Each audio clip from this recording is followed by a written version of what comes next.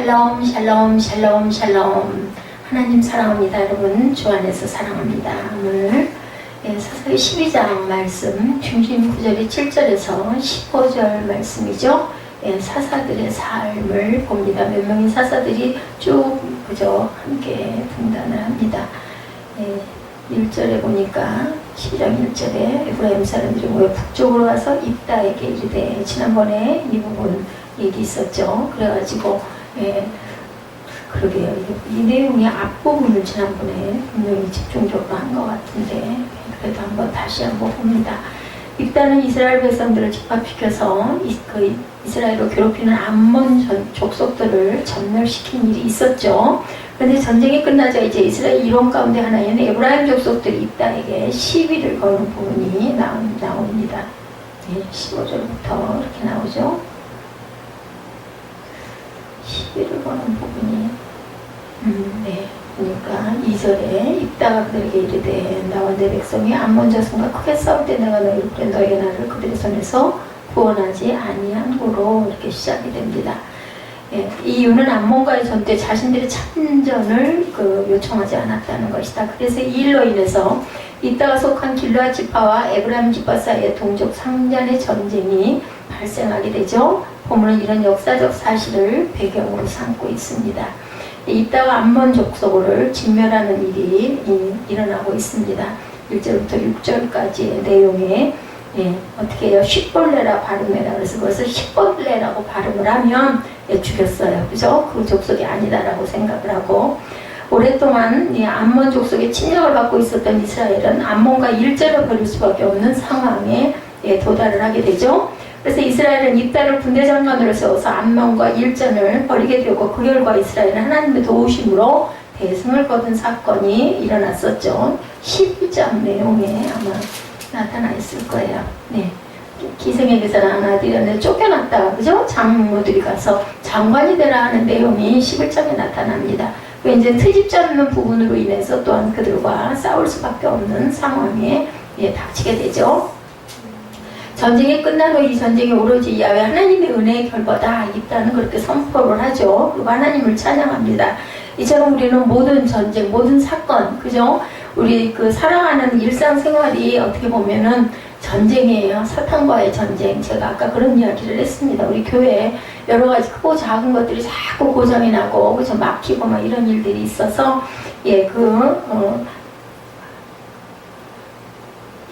잘못 생각을 하면 꼭, 그죠? 사단의 역사, 사단의 농간이라고 우리가 생각할 수도 있는데, 그러게요. 불에 대가지고 교체할 때가 됐기 때문에 그런 거라고 긍정적으로 우리가 생각을 해야 되지 않겠느냐, 이런 이야기를 했습니다. 이스라엘과 암몬 사이 전투에서 사사기 11장 4절과 12절에 나타나 있죠. 보니까 이에 입다가 길르앗 장로들과 함께 가니 백성이 그를 자기들의 머리와 장근을 삼은지라. 입다가 미스바에서 자기의 말을 다 야훼 앞에 아뢰니라. 이렇게 끝나는 부분을 우리가 봅니다. 하나님께 기도했다라는 거죠. 그리고 에브라임 지파가 입다에게 시비를 거는 부분이 4절에 나타나 있습니다. 우리 4절 읽어볼까요? 입다가 길르앗 사람을 다 모으고 에브라임과 싸웠으며 길르앗 사람들이 에브라임을 쳐서 물리쳤으니, 이는 에브라임의 말이 너희 길르앗 사람은 본래 에브라임에서 도망한 자로 에브라임과 문하사 중에 있다 하였습니다. 이렇게 얘기하죠. 암몬과의 전쟁은 이스라엘의 큰 승리로 끝이 난 것을 우리가 11장에서도 봅니다. 그런데 에브라임 지파가 자신들의 전쟁에 초청하지 않았다고, 그리고 시비를 걸고 나서죠. 이런 엄연한 거짓말이다. 에브라임 지파는 입다와 이스라엘 백성들의 도움을 요청사에서 모른 척하고 있었습니다. 분명히 전쟁이 이스라엘의 승리로 끝나자 이 영광에 참여하고 그 공적을 자신의 그 공적으로 돌리고 싶어서 이런 추태를 벌인 거죠. 이렇게 우리 주변에 함께 일을 하지 않고 그 좋은 결과, 그 공로만을 차지하려고 하는 사악하고 이기적인 자들이 있다는 것을 우리가 알아야 됩니다. 그럼 우리는 더불어 일에 참여하는 건설적인 신앙인이 되어야 되겠다. 내가 희생하고 내가 섬길 줄 아는 그런 성도들이 되어야 되겠죠. 일을 하지 않고 일만 만드는 부분이 데살로니가 후서 3장 11절에 우리가 들은즉 너희 가운데 게으르게 행하여 도무지 일하지 아니하고 일을 만들기만 하는 자들이 있다. 이렇게 증거합니다. 손수 일하라고 시편 126편 5, 6절에 우리가 잘 아는 말씀이죠. 눈물을 흘리며 씨를 뿌리는 자는 기쁨으로 거두리라. 울며 씨를 뿌리러 나가는 자는 반드시 기쁨으로 그 곡식단을 가지고 돌아온다. 살다 사람의 일생이 삶이 우울 때가 너무 많아요. 너무 힘들고 고통스러우면 눈으로 뭐 엉엉 울지 않아도 마음이 울 때가 많죠. 그래서 에브라임 지파의 패배에 대해서 길르앗 지파를 모욕하는 부분이 4절에서 6절까지 나타나는 것을 보죠. 12장 5절에 봅니다. 길르앗 사람이 에브라임 사람보다 앞서 요단강 나루톱을 장악하고 에브라임 사람이 도망하는 자가 말하기를 청하건대 나를 건너가게 하면 길르앗 사람이 그에게 묻기를 내가 에브라임 사람이냐 하여 그가 만일 아니라 하면 이제 그 발음을 해보라고 그런 거예요. 에브라임 사람들은 아마 그 발음을 십벌레라는 발음을 못하고 십벌레라고 많이 했나봐요. 그래서 에브라임 사람인지 아닌지 증거를 혀가 돌아가는 거, 그 말투를 보고 우리나라로 보면은 어디에요? 제주도 사투리 같은 경우는 우리가 흉내내기도 어렵죠? 이런 그 사투리의 발음을 하는 자를 출연해서 이렇게 죽였다라는 것을 나타내고 있습니다. 그래서 에브라임 지파는 입다가 속한 길르앗 사람들에게 모욕과 수치를 가했습니다. 길르앗 사람들은 에브라임과 므낫세 지파에서 도망친 족보 없는 유람 자손이라는 자손들이라는 거죠. 그러나 길르앗은 므낫세의 후손이고 한 분파였다라는 걸 우리가 알아야 되겠고, 그런데도 에브라임 지파는 길르앗 지파의 족보와 근본을 무시하고 수치와 모욕을 주었다라는 거죠. 악인의 모략에 대해서 시편 58편 3절에 야훼여 주는 나의 방패시오 나의 영광이시오 나의 머리를 드시는 자이라고 이렇게 증거합니다. 므낫세의 후손 길르앗에 대해서 민수기 26장 29절에 므낫세의 자손 중 마길에서 난 자손은 마길 종족이라 마길이 길르앗을 낳았고 길르앗에게 난 자손은 길르앗 종족이다 이렇게 이야기를 합니다. 그러니까 누구의 조상이 누구예요? 므낫세의 조상, 므낫세가 조상이라는 거죠.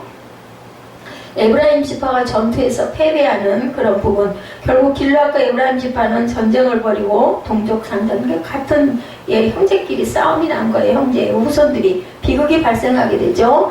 하나님께 범죄하던 이스라엘은 암몬과 일전을 치른 뒤에 다시 동족과 전쟁을 치러야 하는 비극을 겪었습니다. 이렇게 하나님께 범죄하고 하나님의 곁에서 떠난 민족은 결국 하나님 앞에서 여러 모양으로 심판을 받고 징계를 받게 된다는 것을 우리가 절대 잊어버리지 말아야 되겠다. 그러므로 우리는 자신들을 돌아봐야 되겠죠? 나는 과연 이러한 부분에 잘못을 저지르고 있지는 않은가? 그 잘못을 저질렀다고 깨달을 때는 상대방이 이랬으니까 이랬지 얘기할 것도 없이 그냥 얼른 내 부분을 회개해야 되겠죠? 깨어서 경성하라고 마태복음 25장 13절에 그런즉 깨어있으라 너희는 그날과 그때를 알지 못하느니라. 누가 그 얘기 하더라고요. 우리가 꼭 살아가는 삶이 개미와 같다라는 이야기를 제가 요구하고 했습니다. 동족 상잔의 비극에 대해서 사사기 20장 18절에 이스라엘 자손이 일어나 베델에 올라가서 하나님께 여쭈어 이르되 우리 중에 누가 먼저 올라가서 베냐민 자손과 싸우리까 하니 여호와께서 말씀하시되 유다가 먼저 갈지니라 하신다. 하나님께서 가라고 하는 대로 순종했다는 거죠. 에브라임 장정이 거의 전멸을 당했다라고 6절에 보니까 나타나 있습니다. 그에게 이르기를 이렇게 해서 죽였죠. 죽은 자가 42,000명이었다라고 이렇게 나타납니다. 이들은 본토로 도주하기 위해서 요단 나루톱에 도착하자 길르앗 병사들에 의해서 이렇게 수없이 죽임을 당했는데 숫자가 42,000명입니다. 광야 생활 마지막에 있었던 인구 조사에서 에브라임의 장정들이 32,500명밖에 안 됐어요. 그 후 다소의 인구 변동이 있었음을 감안할 때 여기서 죽은 42,000명은 당시 에브라임 장정 대부분이라 다 죽었다라고 인구 조사를 이래서 했던 것 같아요. 하도 전쟁에 죽는 장정들이 많다 보니까 누구를 중심으로? 여자와 아이들은 들어가지도 않아요. 남자 장정을 중심으로 인구 조사를 했었죠. 이렇게 에브라임은 형제들을 무시하고 비난하고 하나님의 영광을 가로치다가 거의 전멸 직전의 위기까지 이르게 됐다는 것이 오늘 12장의 내용입니다. 교만의 결과 어떻게 해요? 교만은 패만의 선봉이요 거만한 마음은 넘어짐의 앞잡이다. 잠언 16장 18절에 증거합니다. 에브라임의 인구 계수에 대해서 민수기 26장 37절에 나타나 있죠. 이는 에브라임 자손의 종족들이니 계수된 자가 32,500명이라 이상은 그 종족을 따른 요셉 자손이었더라. 이렇게 나타나. 에브라임과 므낫세, 그죠? 요셉의 아들들이에요. 두 아들들의 그 자손들이 이렇게 싸움을 벌여가지고 그저 에브라임의 그 장정들이 다 죽어버리는 그러한 일들이 이렇게 일어났다. 입다 이후의 사사들에 대해서 8절부터 계속해서 증거하고 있으면 짧게 나오죠. 입산, 있다가 죽고 입산이 그 뒤를 이어 베들레헴의 입산이 이스라엘의 사사가 되었더라. 그가 뭐 아들 30명과 딸 30명을 두었더니 그가 딸들을 밖으로 시집 보냈고 아들들을 위해서는 밖에서 여자 30명을 데려왔더라. 그가 이스라엘의 사사가 된 지 7년이라 7년 만에 죽어요. 예, 여기서 보니까 딱 혼인관계 하나님이 하지 말라 그랬죠. 예, 다른 사람을 받아들이지도 말고 다른 사람의 그 혈연과 결혼하지 말라고 그랬는데 전부 다 30명 이렇게 나타납니다. 예, 사사 입다이로 여러 명의 사사들 중에서 입산 이들 사사의 가족관계나 혼인관계 자손들의 숫자 외에 특기할 만한 내용이 없게 그러니까 짧게 사사 몇 명이 나타나죠. 이는 그만큼 당시의 상황이 평온했고 태평스러웠음을 또한 우리에게 보여주는데 이스라엘은 모든 시련을 통해서 연단을 받고 그 가운데 믿음을 회복함으로 입다 이후에 한동안 평안을 얻게 되었다. 참으로 죄악에서 떠난 믿음을 회복한 자들에게는 이렇게 축복이 임한다는 것을 우리가 알아야 되겠다. 시련 후에 축복이 주시던 119편 71절에 고난당한 것이 내게 유익이라. 이로 말미암아 내가 주의 율례들을 배우게 되었나이다. 고난이 꼭 나쁜 건 아니에요. 고난받기 싫죠. 피하고 싶은데 그렇게 함으로 인해서 내가 주의 율례를 배우게 되고 내게 또 단단해지는 어떤 계기가 될 수 있다. 전쟁 없는 평화스러운 세상에 대해서 계시록 21장 4절에 예, 모든 눈물을 그 눈에서 닦아주시니 다시는 사망이 없고 애통하는 것이나 곡하는 것이나 아픈 것이 다시 있지 아니하리니 처음 것들이 다 지나갔음이러라. 이렇게 증거하고 있습니다. 이스라엘이 다시 범죄하기 시작을 하죠. 평화를 누리다 보면은 그저 심심해져요. 그래가지고 꼭 무슨 일을 저지르는 그런 인간의 죄성. 평화를 누리던 이스라엘 백성들은 다시 범죄의 길에 빠집니다. 잠깐 동안 태평성대가 끝난 후에 이스라엘 백성들이 범죄하였고 그래서 블레셋의 지배 아래 이제 또한 빠지게 됩니다. 이제 동족끼리 이렇게 싸워가지고 예, 그냥 다 죽이고 죽고 해가지고 또 몇십 년 좀 평안하게 가다가 다시 블레셋의 지배 아래 이와 같이 조금만 편하면 죄악의 길에 들어서는 인간의 간교하고 어리석은 일면을 여실히 보여주고 있는데 회개와 범죄를 반복하는 인생들이다. 사사기 10장 15, 6절에 이스라엘 자손이 야훼께 여쭈어 우리가 범죄하였으니 주께서 보시기에 좋은 대로 우리에게 행하시려니와 오직 주께 구하옵나니 오늘 우리를 건져주옵소서. 뭐 목적은 딱 요거예요. 예, 건져달라고 알아서 해달라는 거죠. 16절에도 자기 가운데서 이방신들을 제하해버리고 야훼를 섬김에 야훼께서 이스라엘의 공고로 말미암아 마음에 근심하시니라. 다시는 돌아보지 않겠다고 했는데도 또 이들의 그 힘든 삶을 또 하나님께서는 마음에 근심했다. 블레셋의 지배를 받은 이스라엘에 대해서 13장 사사기 13장 1절에 나타나는데 이렇게 연결이 돼서 쭉 나오다 보니까 앞에 부분들 아니면 뒤에 부분이 잠깐 나오니까 우리가 꼭 예, 그 본문을 한 것 같은데 1절에 13장 1절이죠. 이스라엘 자손이 다시 야훼의 목전에 악을 행하였으므로 야훼께서 그들을 40년 동안 어디 블레셋 사람의 손에 던지나 13장에서 이제 구체적으로 그 내용들이 나오죠. 결국은 입다의 전공을 가로채려는 에브라임 지파의 강경한 술수는 결국 동종 상잔의 비극을 불러왔고 에브라임 지파가 거의 전멸 직전의 위기에 42,500명이 죽었죠. 근데 그 전년도 민수기에서 계수했더니 32,500명 정도밖에 안 됐어요. 그러니까 조금 늘어났는데 그만 그 숫자까지 다 죽었다라는 그런 이야기가 됩니다. 자기 몫을 만족하고 남의 공로나 소유를 탐내는 악한 마음을 버려야 한다라는 교훈이 오늘 본문에 나타나 있습니다. 사람에게 있어서 중요한 것은 삶의 질이 아니라 삶의 내용이라는 것을 우리가 꼭 알고 가야 되겠다. 우리가 세상에서 무엇을 위해서 힘쓰고 살아가는 것을 보면 온통 삶의 질을 위해서 동분서주합니다. 삶의 내용에 대해서는 큰 관심이 없어요. 내가 무엇이 되었는가 이걸 굉장히 중요시하죠. 삶의 내용은 단지 삶의 질이 충족된 사람들, 살아가는 문제에 있어서 부담이 없는 사람들이 누리는 마음의 여유를 가지고 가끔 생각해 볼 정도다 이렇게 생각들을 한다라는 게 문제다. 우리의 삶의 질이 충족되지 않은 상태에서도 아무것도 생각할 마음의 여유가 없다고들 다들 얘기합니다. 하나님도 배가 불러야 찾지 배가 고파 죽겠는데 무슨 놈의 하나님이야 이런 얘기 많이 하죠. 예, 배가 불러야 봉사도 하고 기도도 하고 성경도 보고 심지어는 교회도 돈 없으면 못 가 이런 이야기들도 많이 합니다. 배가 고픈데 그런 거 신경 쓸 여유가 없다. 뭐같이? 꼭 취미생활하는 것 같은, 그죠? 취미생활은 정말로 여유가 없으면 할 수가 없잖아요. 레저라고 얘기하죠. 예, 그렇게 생각을 하는 거죠. 내가 살아가는 것이 편해야 하나님도 생각해 볼 수 있다는 그런 사고. 어떻게 생각하면 그럴듯 할 수도 있어요. 그죠? 결국 신앙생활을 마음에 여유가 있는 자들이 누리는 취미생활 정도로 그렇게 생각을 한다는 거. 이것이 세상 사람들이 가지는 종교에 대한 시각입니다. 그러나 하나님은 마음에 여유가 있을 때 찾는 분이 아니죠. 힘들고 어려울 때. 근데 구약에 보니까 다들 전쟁이 일어나서 곧 죽게 생기니까 하나님 살려주시옵소서 하잖아요. 뭐냐, 요즘 사람들에게는 하나님이 직결되어 있지 않다라는 거예요. 예, 그게 무슨 소용이냐. 그건 그거고 그저 예배의식, 종교의식이다라고 생각을 하는 게 문제다. 배가 고프든 배가 부르든 변함없이 찾고 불러야 할 분이 하나님임을, 주시는 분이 하나님, 또한 거두시는 분도 하나님임을 우리가 늘 고백을 하면서도 이런 생각을 하기가 쉽다. 하나님은 우리의 배부름을 위해서 있는 분이 아니고 배부름이나 배고픔과 상관없이 항상 계시는 하나님이라는 것을 우리가 절대로 잊어버리지 말아야 되겠다. 우리는 우리의 삶의 질을 하나님과 연관지어서 생각하려고 합니다. 하나님은 무조건 하나님을 믿는 사람들의 삶의 질을 좋게 해줘야 마땅하지, 내가 이렇게 정성을 들여서 11조하고 예배 때마다 꼭꼭 참석하고 하는데 어떻게 안 믿는 사람과 똑같을 수가 있어, 이렇게 생각을 한다는 거죠.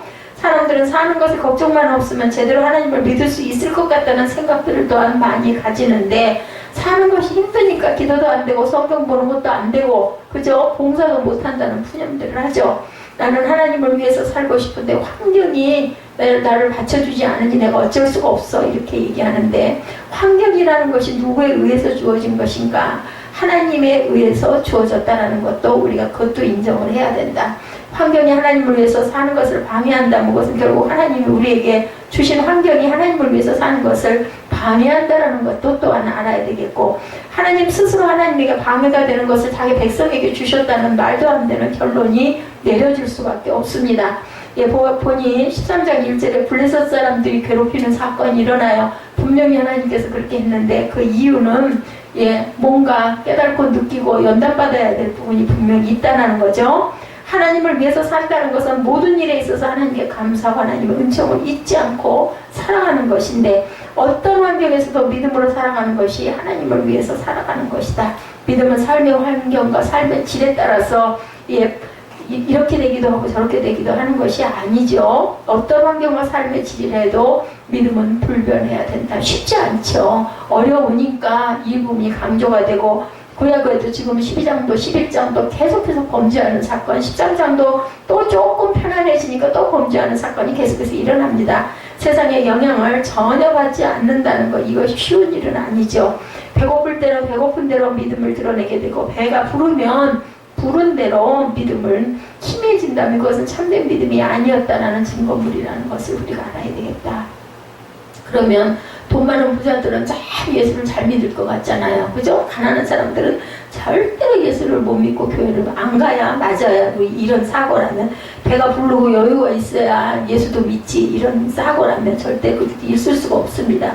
우리가 생각할 때 삶의 질만 좋으면 하나님을 위해서 살아갈 수 있을 것 같다고 생각하시면 절대로 그런 일은 없다. 인간이 어떤 존재인지 몰라도 너무나 모르는 것, 믿음으로 산다는 것은 그죠? 무엇인가를 전혀 알지 못하는 무지한 발생의 사고라는 것을 우리가 알아야 된다. 그럴 듯해요. 얼른 들어보면 맞아, 여유가 있어야 교회도 가지. 근데 절대 그렇죠. 여유가 있으면 교회로 가겠어요? 어디로 가요? 세상으로 더 가겠죠. 삶의 질을 생각하는 믿음이라면 그는 배고프든 배부르든 상관없이 자기 삶에 치우친 사람이라고 말할 수밖에 없습니다. 자기 사는 문제가 최우선이지 하나님이 절대로 최우선이 아니죠. 그런 사람이 배부르다고 해서 과연 하나님을 위해서 삶을 살아갈 수가 있을까? 배가 부르면 부른 대로 더 여유, 또 여유 위에 또 여유, 더 자꾸 이렇게 결국은 어디로? 방탕의 길로, 그리고 구렁텅이로 빠질 수밖에 없다. 배부름에 취해서 하나님을 잊어버린 삶을 살게 되는 것, 아주 백발백중이죠.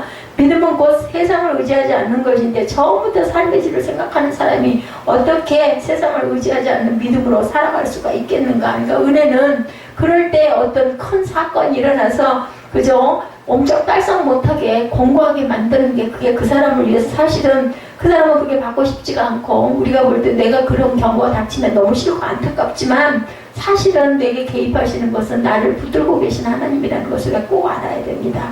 배고플 때 하나님을 잊지 못한 사람은 배부름에서도 하나님을 절대로 잊을 수도 없고, 또한 배고플 때 하나님을 믿지 못한 사람은 배가 불러도 믿지를 못한다. 배고프면서 하나님의 은혜를 생각하지 못하고 감사하지 못한 사람은 배부름에서도 절대로 하나님의 은혜를 생각하지도 못하고 감사하지도 못한다라는 것을 잊어버려서는 안 된다.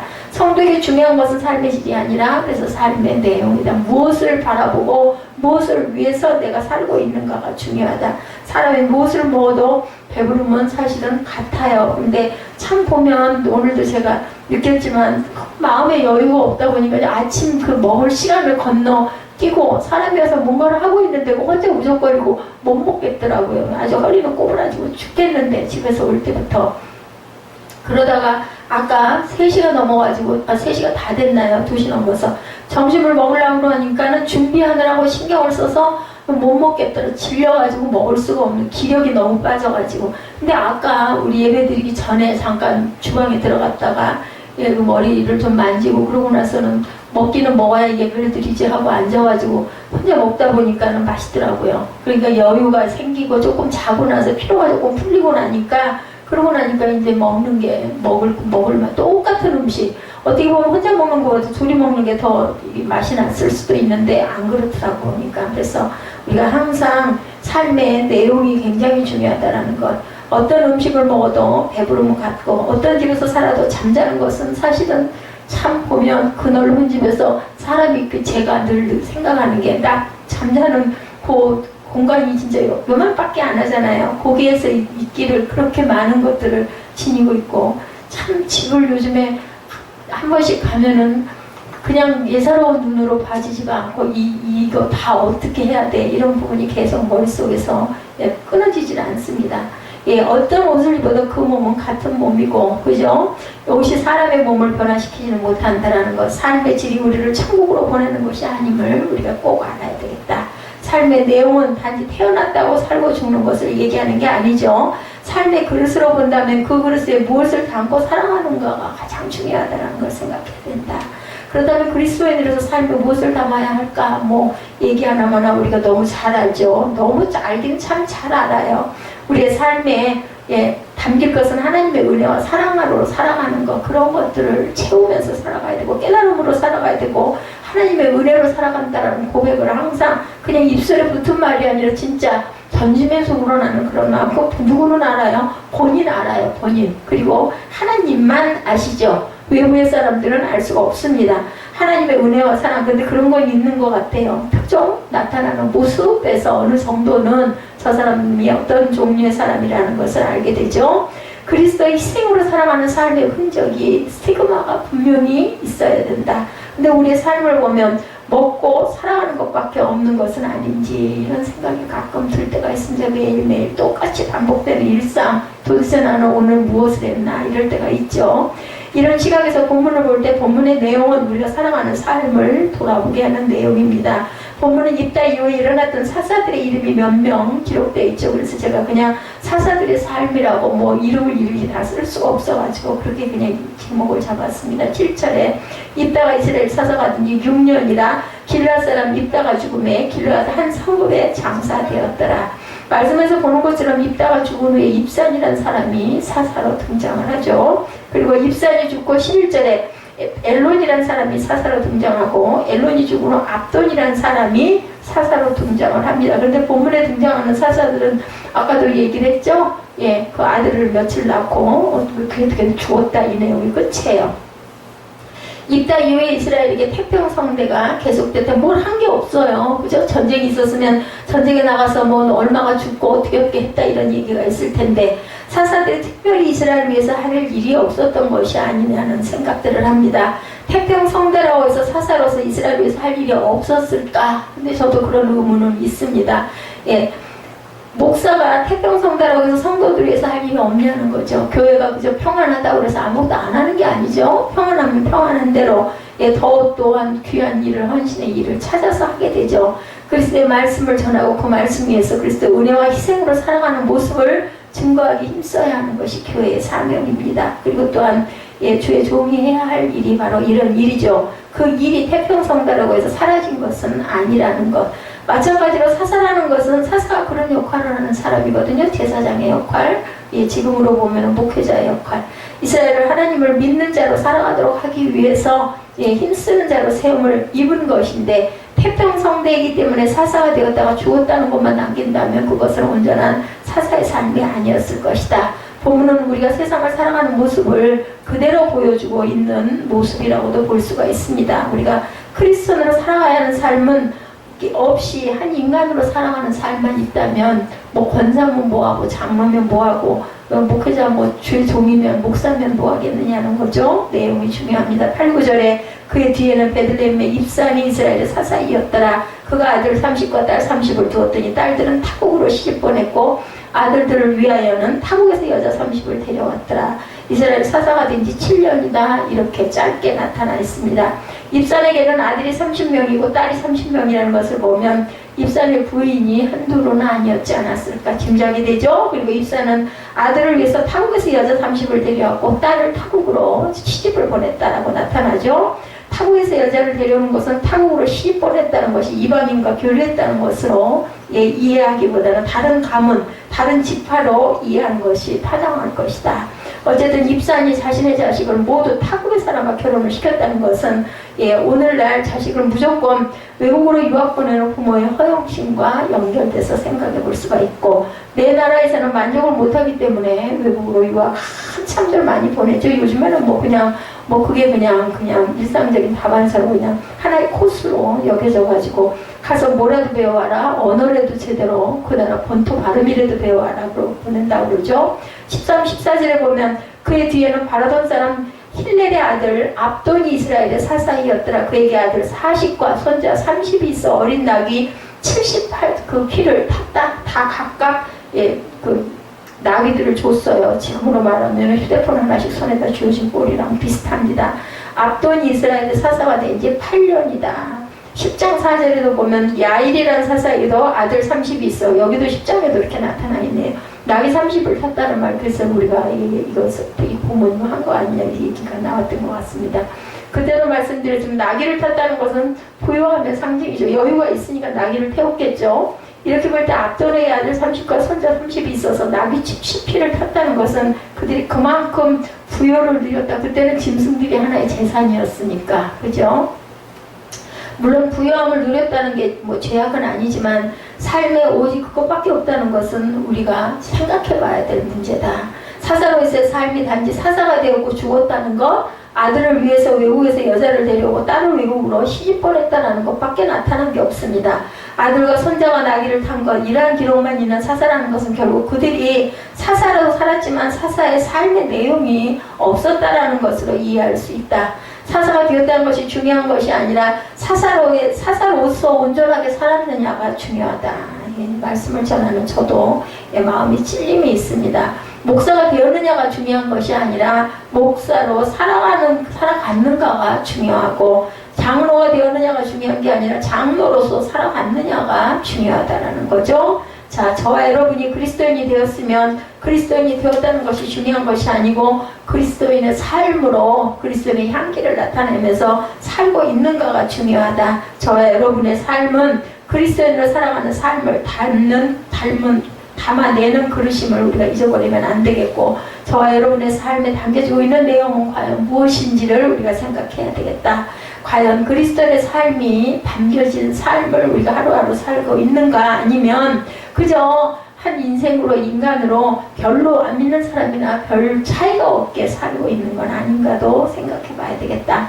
성도는 단지 살아가는 문제보다는 무엇을 담고 있느냐, 그 그릇 겉껍데기가 중요한 게 아니죠. 삶의 내용은 우리들의 위대한 업적을 말하는 것이 아니라 하나님의 사랑으로 살아가는 것을 의미합니다. 이런 어떤 좋은 일을 많이 하라는 것이 아니라 하나님의 은혜와 사랑이 삶의 바탕이 되어 있어야 된다. 내가 하나님이 주신 생명, 하나님이 주신 시간을 내가 정말 귀하게 감사하면서 하루하루를 기쁨으로 왜냐면 우리가 선물을 받았고, 그죠? 우리가 하나님의 은혜로 살아가고 있다면 당연히 기뻐야 돼요. 분명한 것은 그렇게 살고 있는지가 중요하다. 하나님의 은혜와 사랑이 담긴 것, 이것이 그리스도인의 삶이 되어야 된다. 그냥 태어났고 일상 다 똑같이 뭐 매일매일 뭐 당연히 일어나지 뭐 오늘도 또 그냥 뭐 이렇게 재수없게 살았지 이런 생각만 해서는 안 된다라는 거죠.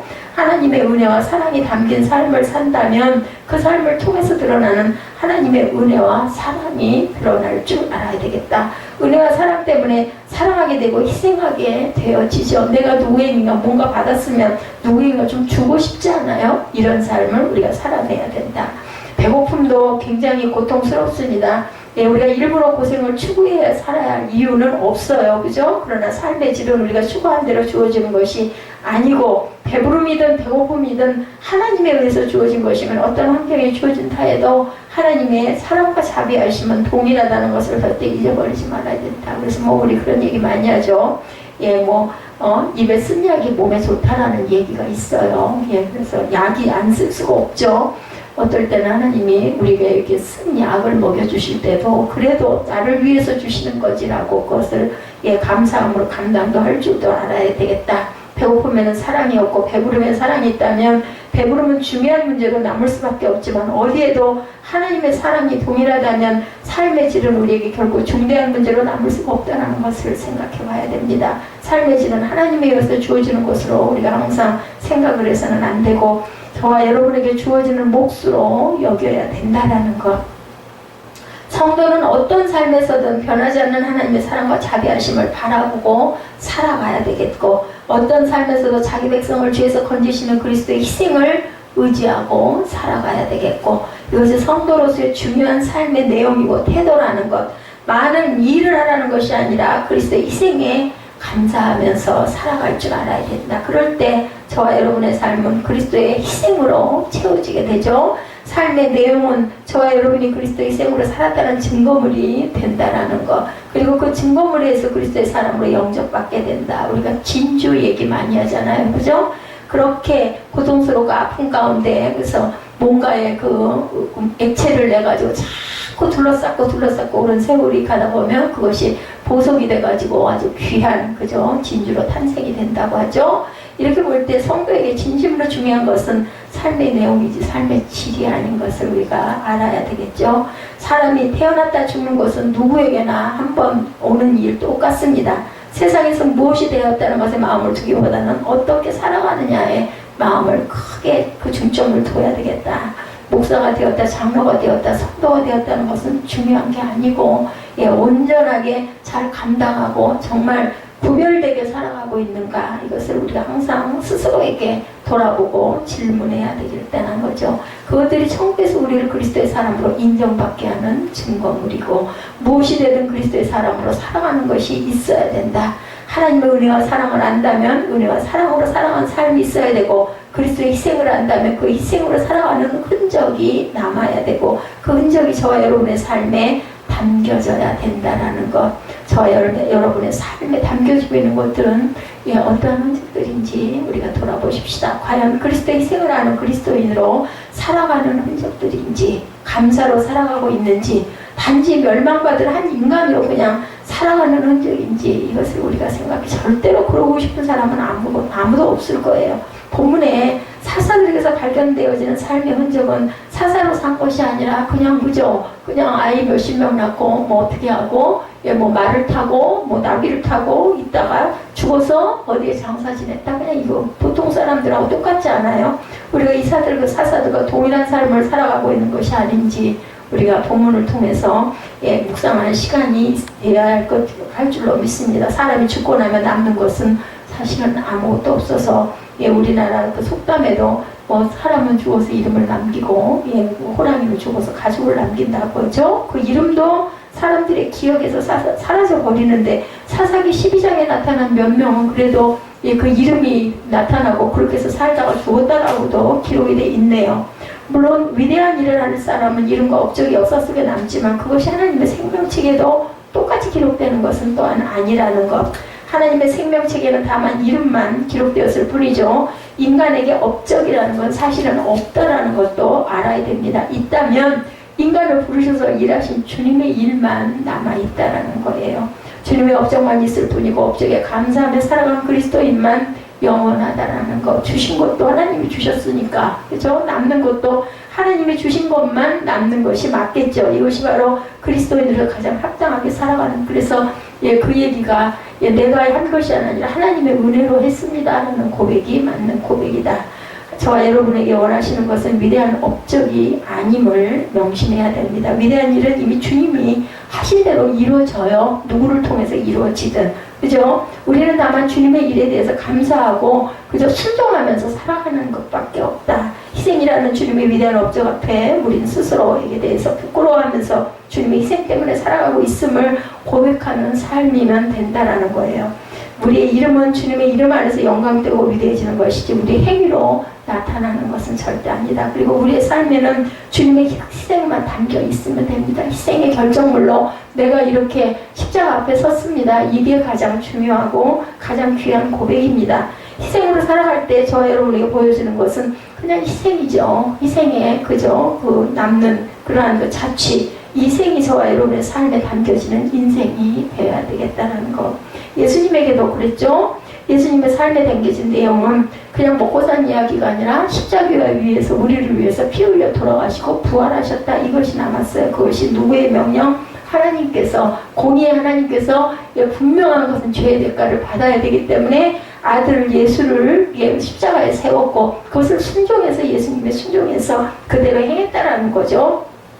저와 여러분들이 그냥 살아가지 말고 삶의 질에 관심을 두려고 하지 말고 내용을 다시 돌아보는 귀한 시간 되시기를. 그래서 우리가 뭔가 생각하지 못하는 것들이 있다면 다시 한번 생각하고 하나님의 은혜로 내가 나의 나됨은 하나님의 은혜로 내가 오늘도 이 자리에 있나이다 라는 고백이 되는 저와 여러분 되시기를 주님의 이름으로 축복합니다.